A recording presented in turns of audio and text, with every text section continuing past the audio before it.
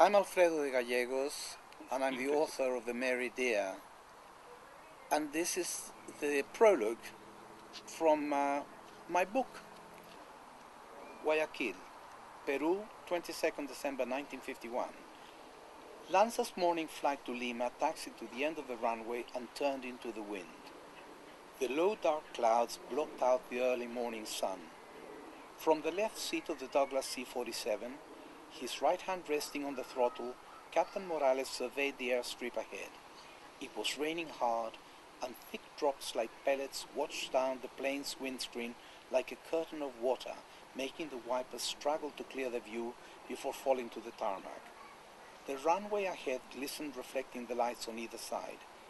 He was clear for takeoff and turned to his co-pilot, indicating he was ready to go. Pushed on the throttles and revved the twin-piston engines.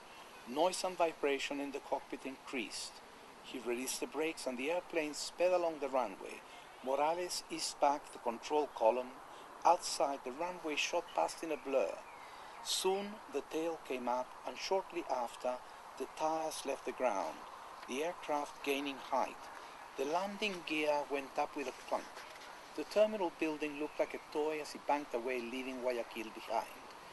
20 minutes into the flight, Captain Morales handed over command to his first officer to begin his usual walkabout to the passenger cabin. His co-pilot barely nodded. He was used to his captain's habits and took control of the plane. Morales disappeared through the small door and came face to face with Luisa, the pretty 20-year-old solitary cabin crew member, who greeted her captain with a flirty smile she reserved for him and offered him coffee from the galley, which he gratefully accepted. A brief glimpse at the passengers confirmed the information on his flight manifest.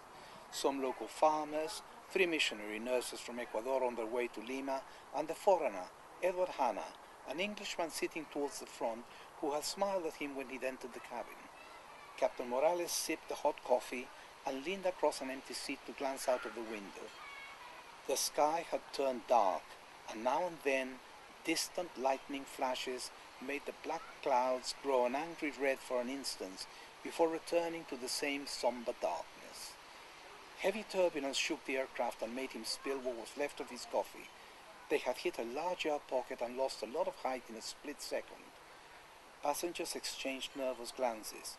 Morales told Luisa to make sure everyone was strapped in and went back to the flight deck.